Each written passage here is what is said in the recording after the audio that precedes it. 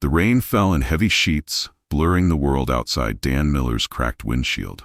Somewhere beyond the gray mist, an old dog waited behind steel bars, unloved and forgotten.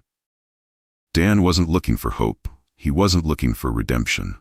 But on that broken morning, hope was about to find him. Behind a rusted shelter gate, a scarred German shepherd named Shadow kept his distance from every human hand that reached for him. Fear had built walls around them both, man and dog, too high to climb alone. Neither knew it yet, but today, the first crack would appear in those walls. Before you dive in, tell us where you're watching from in the comments, and don't forget to tap the like button to support these incredible stories. Dan Miller wasn't always a man of silence. Once, laughter filled his small garage, bouncing off the walls as he and his teenage son Lucas rebuilt old engines together. But after the accident that stole Lucas away 2 years ago, the laughter faded, replaced by the steady hum of tools and the heavy ache of absence. Now Dan lived alone in a weathered house on the edge of town, fixing cars for a handful of loyal customers. His only companions were the ticking clock and the memory of better days. Each morning he rose before dawn, not out of purpose but habit. His blue work shirts grew more faded, his boots more scuffed, his heart more guarded. Dan wasn't looking for anything when he pulled into the shelter that rainy afternoon. He just couldn't bear the silence of his home a moment longer. Shadow had spent 5 long years at Second Chance Shelter, tucked away in a back kennel, far from the bright-eyed puppies that drew visitors' smiles. His muzzle was graying, his right leg twisted from an old injury, and a cataract clouded one of his dark eyes. Scars mapped his body like a history no one cared to read. A bold red sign on his kennel read, "Not adoptable, caution, bites." Most staff avoided him, but Jenna Collins, the newest volunteer with a stubborn heart, refused to write him off. She spent her breaks sitting outside his kennel, speaking in soft tones he never seemed to hear. Jenna didn't know much about his past, only that cruelty had carved itself into his bones. Yet somehow, she still believed, deep down, that even the most broken souls deserved someone willing to stay. She just never imagined it would be Dan. The shelter smelled of disinfectant and damp fur, the fluorescent lights buzzing faintly overhead. Dan pushed through the heavy glass door, carrying with him the scent of rain and motor oil. He paused just inside, dripping water onto the scuffed linoleum floor, his hands shoved deep into the pockets of his worn jacket. At the front desk, Jenna looked up from her paperwork, her practiced smile faltering slightly when she saw him. This man who wore his grief like an old, threadbare coat. "Can I help you find someone?" she asked gently. Dan's voice, rough from disuse, scraped the air. "The one nobody wants," he said. Jenna blinked, startled. For a moment she hesitated, glancing toward the front kennels where hopeful dogs barked and wagged their tails. But something in Dan's stillness, in the hollow look behind his eyes, made her reach instead for the keys to the back kennels. The back hallway was quieter, the barks fading into distant echoes. The kennels here were spaced farther apart, most empty, except for one at the very end. Jenna stopped in front of it and nodded toward the figure huddled in the corner. "This is Shadow," she said softly. Dan stepped closer. Through the bars, he saw a large German shepherd, motionless, pressed against the concrete wall. One eye, cloudy and unfocused, stared blankly at the far side of the kennel. Scars crisscrossed his face and shoulders, and his body held a rigid stillness that spoke more of survival than rest. "He's been here 5 years, Jenna continued. "He doesn't trust people. Might never." Dan didn't answer. He didn't need to. "I'll take him," he said quietly. Jenna opened her mouth to argue, then stopped. She saw it, the flicker of something, recognition maybe, between the broken man and the broken dog. Before the story begins, let us know where you're watching from in the comments and hit the subscribe button to join us for more unforgettable journeys. Shadow entered Dan's house like a ghost, slipping silently through the open door and disappearing under the kitchen table without a sound. Dan didn't coax him out or try to force a connection. He simply hung his wet jacket on the hook by the door, kicked off his boots, and moved through the house with slow, deliberate steps, pretending not to notice the dog hidden in the shadows. The old house smelled faintly of rain and coffee and the lingering traces of motor oil that clung to Dan's skin. He heated up a bowl of leftover stew in the microwave and sat at the worn kitchen table, the silence stretching long between them. Every so often, Dan would catch a gleam of light reflecting from Shadow's good eye, watching him carefully from the darkness beneath the table. Dan ate quietly, without speaking. Two broken souls orbiting the same space, too wounded to reach out, too stubborn to walk away. Outside, the rain whispered against the windows, and inside, something delicate and uncertain began to breathe between them. It wasn't trust. Not yet. But it was the fragile beginning of something neither of them fully understood. 3 days passed with little more than cautious glances exchanged between them. Dan rose early, worked late, and spoke little, while Shadow remained a silent observer, a dark shape tucked beneath the kitchen table or curled near the door. It was a slow, tentative rhythm they shared, two beings inhabiting grief like a second skin. On the third evening, as Dan sat down to a plate of overcooked chicken, a small piece slipped from his fork and landed on the floor with a soft pat. Dan didn't react. He simply kept eating, his gaze steady, his hands calm. But from the corner of his eye, he noticed a shift, the barest flicker of movement from the shadows. Slowly, painfully, Shadow unfolded himself, limping toward the fallen morsel with deliberate caution. His body was coiled tight with tension, ready to flee at any sudden move. But Dan stayed perfectly still. Shadow stretched his neck, snagged the piece of chicken in his teeth, and retreated back under the table. For the first time since arriving, he ate something not from a bowl left at a distance, but from a shared moment, however small. It wasn't trust yet, but it was a start. The rain finally gave way to brittle autumn sunlight, and Dan's garage came alive once more, with the sounds of wrenches clinking and engines coughing back to life. He left the side door propped open now, more out of habit than hope, while he worked. Shadow stayed close to the threshold, never venturing more than a few steps into the crisp outside world. Instead, he watched, silent, steady, always observing Dan's every movement with his good eye. Dan made no move to coax him further. He spoke little, sometimes humming low to the old country songs crackling from a battered radio. It was an odd companionship, one stitched together from quiet understanding rather than words. One Saturday morning, a dented minivan sputtered into the lot, the engine whining in protest. Dan wiped his hands on a rag as a woman climbed out, Carla Evans, her brown hair pulled back in a hasty knot. Her clothes were clean but worn, and shadows underlined her eyes. From the passenger side, a boy slid out carefully. He was maybe 8 or 9, thin and wary, clutching an old blanket in one hand. Large noise-canceling headphones sat awkwardly around his neck. "That's Theo," Carla said, following Dan's glance. Her voice was apologetic, tired. "He's quiet." Dan nodded once, no questions asked. He understood quiet. Carla explained the van's issues in a rush, wringing her hands as she spoke. Dan listened, already diagnosing the problems in his mind. As he knelt to peer under the hood, he noticed Theo lingering near the side of the building, staring at something just out of frame. Shadow. The dog hadn't moved, hadn't made a sound, but his gaze was fixed on the boy with quiet intensity. Not aggression, something softer, older, as if recognizing a familiar kind of brokenness. Theo, cautious but curious, drifted closer. He stopped several feet away and sank to the concrete, cross-legged, blanket pooled in his lap. For a long moment, boy and dog simply regarded each other across the distance. Shadow made the first move, barely a twitch of his tail against the ground. Theo's fingers tightened around the edge of his blanket. Then slowly, deliberately, he extended a hand, palm open. Dan held his breath without meaning to, watching from the corner of his eye. Shadow's body stayed tense, but after a long minute, he limped forward a single pace. Then another. Close enough to sniff Theo's outstretched fingers before settling heavily onto the ground beside him. Carla watched, her hand flying to her mouth. Tears glistened, unshed, at the corners of her eyes. Dan straightened, wiping grease from his hands more furiously than necessary. Something had shifted in the garage, something profound and fragile as glass. Neither Theo nor Shadow spoke. But somehow, they had already said enough. Outside, the brittle autumn leaves rattled in the breeze, whispering of changes still to come. Word traveled fast in a small town, especially when the story was ripe for misunderstanding. By the following week, every regular who pulled into Dan's garage seemed to have heard about the dangerous dog guarding the quiet mechanic.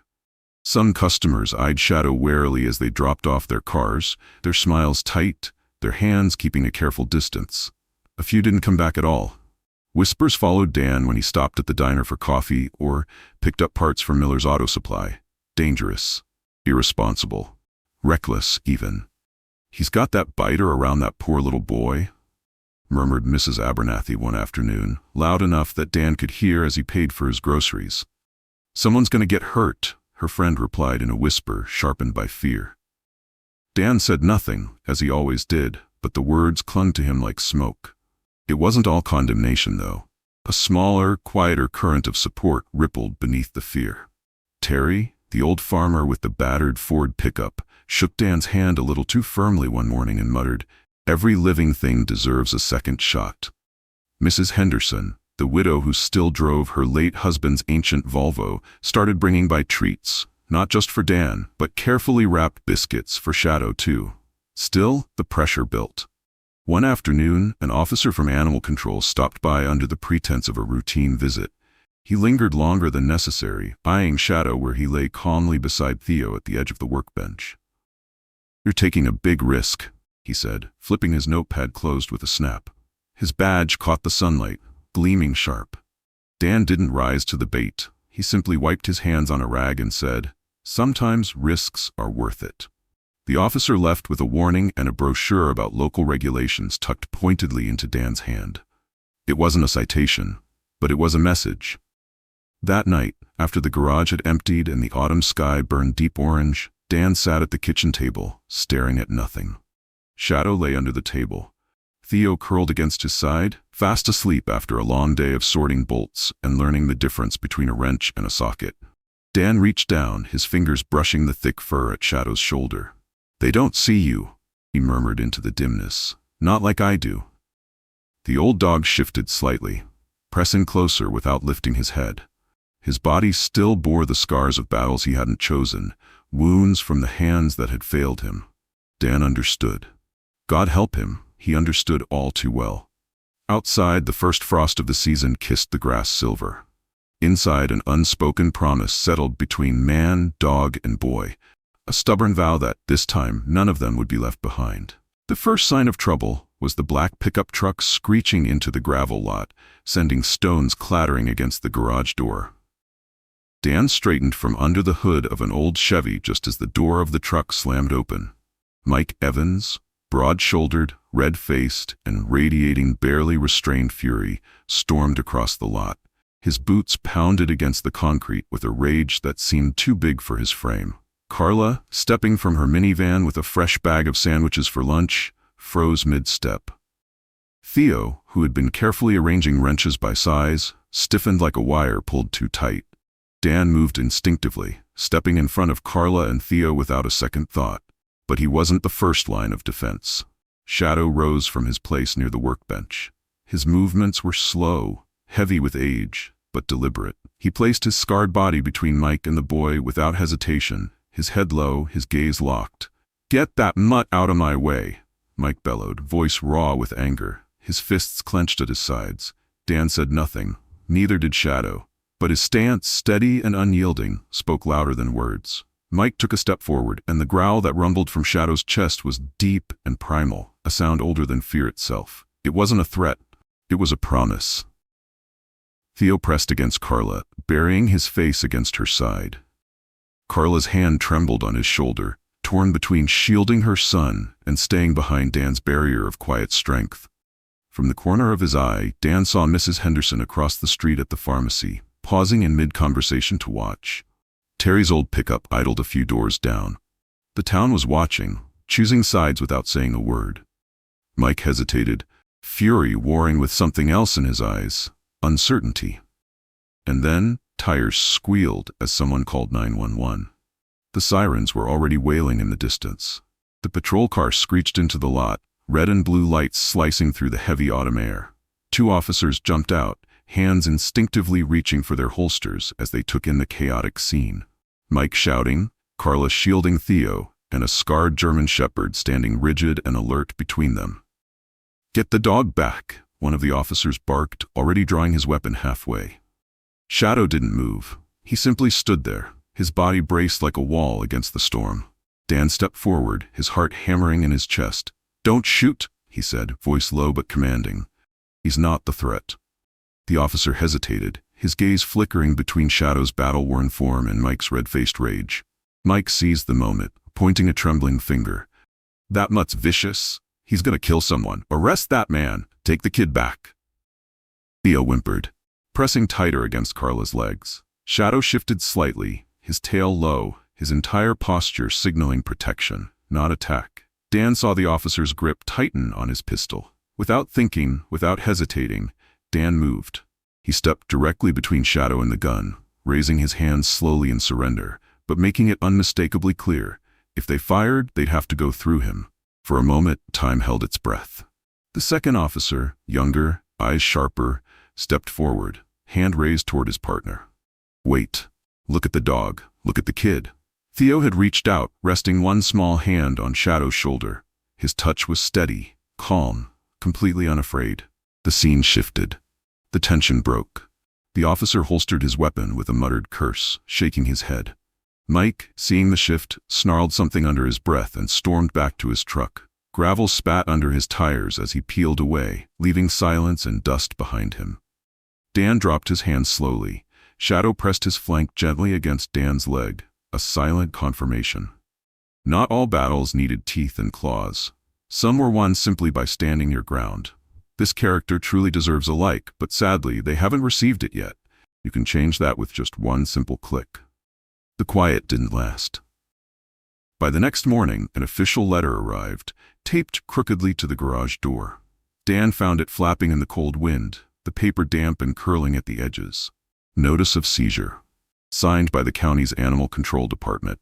It claimed Shadow posed an imminent threat to public safety, citing vague complaints and the incident with Mike as justification. Unless Dan surrendered the dog voluntarily within 72 hours, they would seize him by force.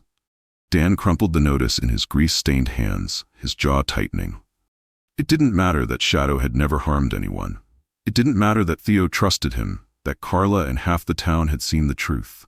What mattered was fear, and fear was easier to weaponize than understanding. Inside the garage, Theo sat on the concrete floor, drawing careful lines on a scrap of paper. Shadow lay beside him, his good eye half-lidded with contentment. Dan looked at them, this boy who had finally found a place to belong, this dog who had learned to trust again, and felt a surge of anger so fierce it nearly stole his breath. They were going to take his family away. Again. He wasn't going to let them. The town split cleanly down invisible lines. Some neighbors, those who knew the truth, rallied quietly behind Dan. Terry left fresh oil filters on Dan's counter without a word. Mrs. Byte Henderson slipped a petition onto the diner's bulletin board, gathering signatures against Shadow's seizure. But fear has long legs and a loud voice. Others whispered behind cupped hands. Parents kept their children close when passing the garage. Customers canceled appointments. Someone keyed the side of Dan's truck one night and scrawled "killer" across the dust on his garage door. It wasn't just the fear that hurt, it was the betrayal. People Dan had fixed cars for, waved to at the grocery store, shared small-town pleasantries with for years, now looked through him like he was invisible, or worse, dangerous. Each glance chipped away at him.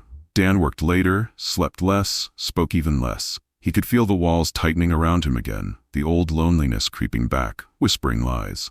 But every night, Shadow would limp to his side, lower his graying head onto Dan's boots, and breathe slow, steady breaths into the silence.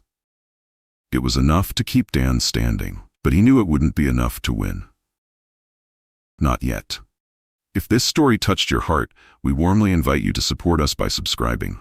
Every new subscriber helps us continue bringing these meaningful journeys to life. Your support truly means the world to us. It was Carla who broke the silence. Late one night, after Theo had fallen asleep curled next to Shadow, she lingered at the kitchen table, her hands wrapped tightly around a chipped coffee mug. The fluorescent garage light buzzed above them, a soft, tired hum. "I didn't tell you everything," she said finally, her voice barely more than a whisper. Dan looked up, waiting. Carla took a steadying breath. "Back when Theo and I lived 2 towns over, I worked part-time at the animal shelter there. Same kind of place, same kind of dogs." She paused. And the same people running it. Dirty people. Taking kickbacks from illegal dog-fighting rings, euthanizing dogs that didn't perform. Shadow, she hesitated, glancing at the sleeping German shepherd. He was part of that system. That's why he's so broken. Dan's fists clenched around the coffee cup until the ceramic creaked. When they found out I knew, Carla continued, voice cracking, they made sure I had to leave. Fast. We've been running ever since. Dan sat back, the pieces falling into place. Why animal control had come down so hard, why the rumors had spread so quickly. It wasn't about safety. It was about burying the past. They're scared, Carla said quietly, because Shadow surviving means their sins aren't buried yet. For the first time in days, Dan allowed himself a grim, determined smile. Then it was time they stopped running. By dawn, the plan was set. Carla pulled out a battered manila folder, stuffed with photocopied documents, records she had smuggled out before fleeing, adoption falsifications, missing intake logs, reports of injuries that had been buried, proof. Enough to raise hell if someone dared to look closely. Dan knew exactly where to start.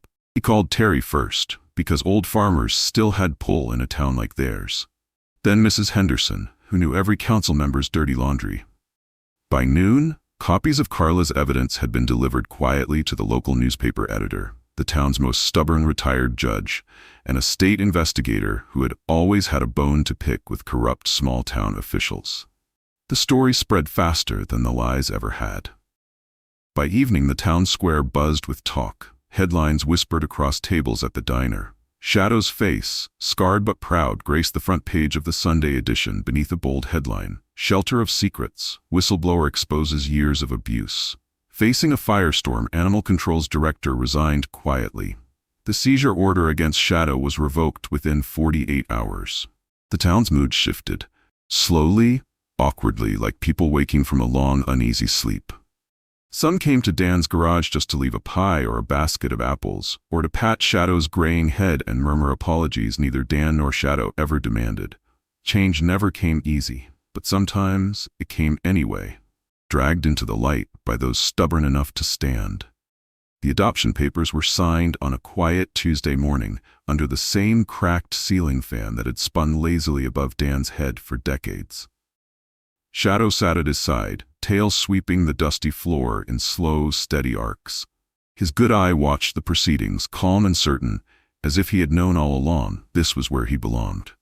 Dan didn't make a speech or smile for pictures. He simply shook the clerk's hand, tucked the papers carefully into his battered jacket, and scratched behind Shadow's ear with a familiarity that spoke louder than any celebration.